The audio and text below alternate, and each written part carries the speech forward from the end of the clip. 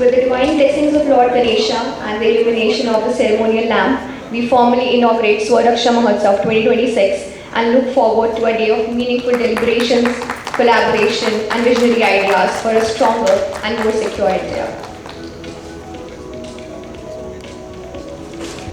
The drone industry is directly linked to the geospatial also. Unless the geospatial industry also comes up equally with matching solutions, the drone industry will have some kind of issues at certain stages. So these two industries are, again, they are very vital to the security of the country, defense and security. So these are the industries that need to be promoted very well and very fast, and it is more or less the need of the hour. So promoting such things is the aim of this particular event.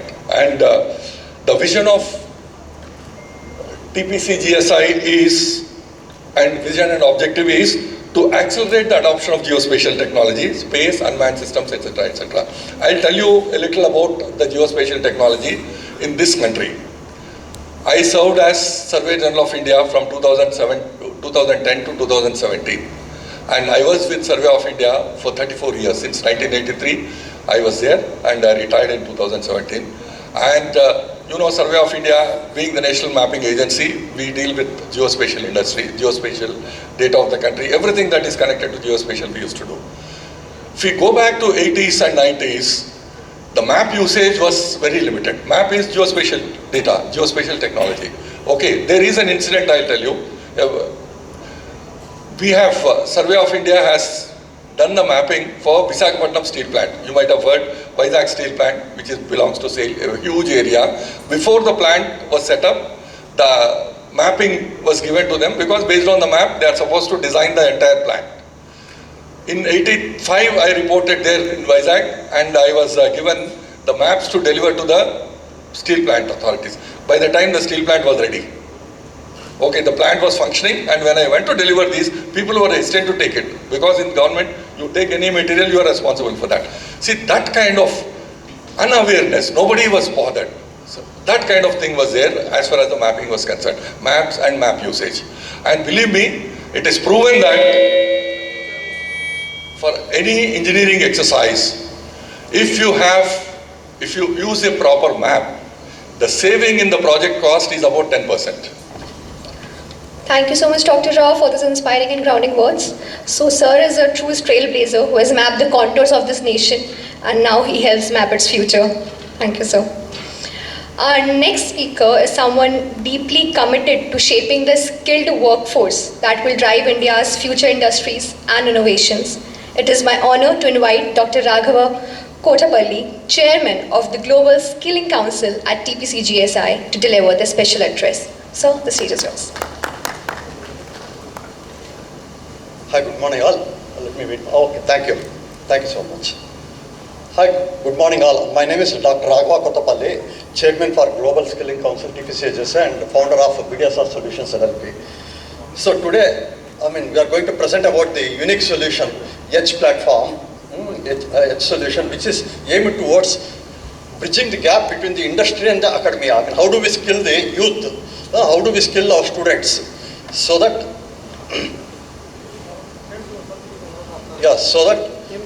we can be able to go towards our Vikshit Bharat in 2047, $30 trillion. How do we go towards that aim? This is one of the ambitious project from that perspective. So Edge is nothing but the education development for growth and employability. That is the acronym for Edge. And it's driven by AI. We are going to bridge the skill gaps, mainly the skill gaps. How do we use the AI for the skilling India towards the employment is one part, and then towards the nation development is the second part, important part. Yeah. So if you see in India, phenomenal amount of statistics. Like 3.5 crore students are coming out every year.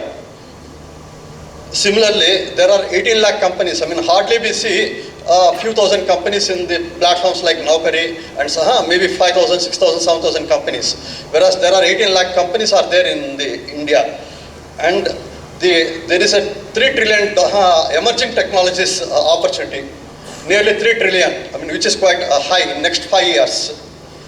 So how do we, utilize that opportunity by skilling the students? And one of the major problems in the thing is, in a college, for example, not many companies can come. Maybe tier 2 colleges may have 5-10 companies may come. Maybe for tier 1, maybe 50 or 100 or 500 may come at the maximum. Whereas there are 18 lakh companies. How do we bridge all of them? And then bring the opportunities? It was indeed very enriching. I would like to inform you all that we are very privileged to have with us a distinguished officer from the Indian Army, Major General Bimal Munga, Additional Director General of the NCC Directorate covering Gujarat, Dadra and Nagar Haveli and Daman and Diu as a guest of honor. Sir, we warmly welcome your address.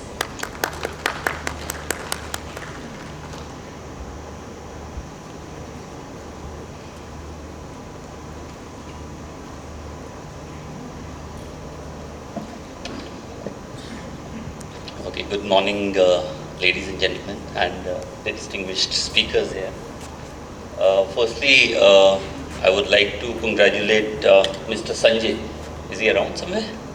Yeah, for organizing this event where the industry, the government, the academia, and some good speakers are also here to share their thoughts.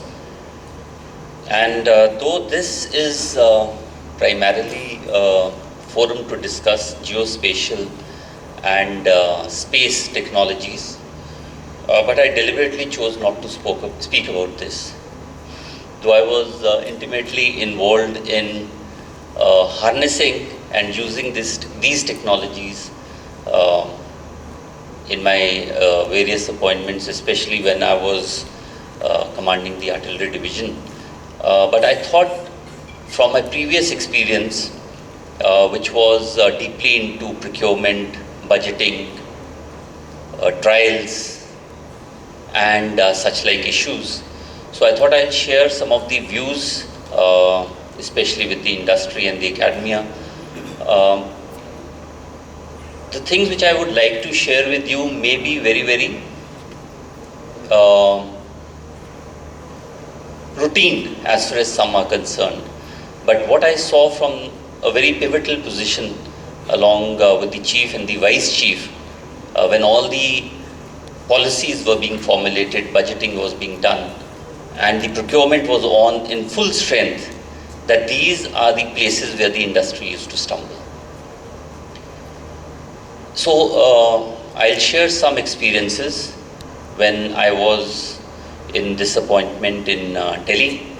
This was post Galwan, and that is the time when the emergency procurement had commenced. Your DAP 2020 was being formulated. Your procurements of your the new generation equipment was at its full swing.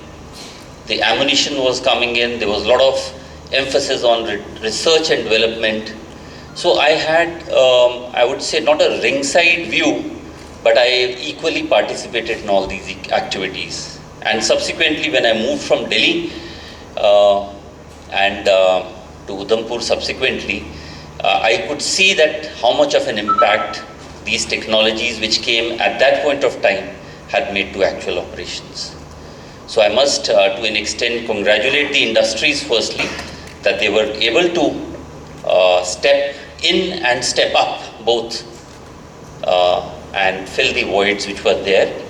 A lot requires to be done, but I'm sure we are slowly getting there. And before I speak more, I would take on to an extent from what Dr. Raghava was speaking about.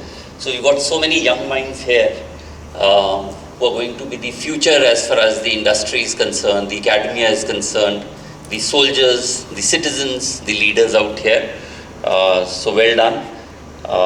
I'm sure that you'll all be wiser after you listen to all of us. Okay, so 2 or 3, I would like to share 5 or 6 major points. One is that everybody is aware what the situation is all over the world, geopolitically, in our neighborhood, within Europe, Asia, whatever you say. We recently, pretty recently I would say, a year or so, counts as recently, we had that 88-hour war. We have a Russia-Ukraine war on. Israel, US is there with Iran. Africa is a hotspot always. And so many other unnamed places which are already boiling. So what I would like to say is that if you go into the history and statistics, whenever such wars are on, the defense spending takes a leap. And that is when the defense industries come in. One, to meet the requirements of the defense forces, obviously, they have to fill the critical gaps. And I'll just had jotted down some data earlier, which I am carrying with me today. So you can just imagine that the world is spending close to $3 trillion on defense these days. That's a jump of almost 50% from 2020. Similarly, Europe, Asia, Russia, Ukraine, every place you manage, you name, is spending much more, including India and China also. So the expenditure and the money is there. Is the capability there? That's the question we have to answer. So there have to be sufficiently enabled capacities and capabilities of our industry which can absorb this kind of money with acceptable weapon systems. So what I'll just tell you is that I'll just share 6 points in very brief with you. The first point for the industry academia is that the induction system of the defense equipment has undergone a sea change. Initially, the defense equipment, right from the time it was thought of, innovated, and till the time it was inducted, used to be a 15 to 20 year cycle, sometimes even more. Director of Prasad Consulting Hyderabad for a special address. Commander Prasad, sir, we are honored to hear from you. Thank you.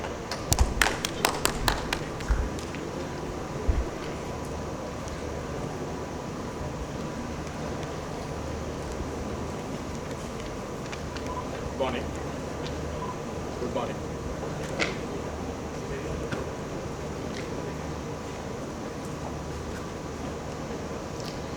Good morning.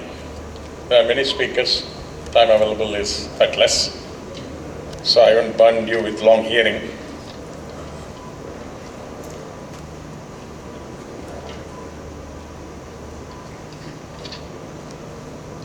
Distinguished dignitaries on the dais, esteemed officers from the armed forces and central armed police forces, government organizations, distinguished scientists, industry leaders, innovators, startups, MSMEs, and members of the strategic community of this country.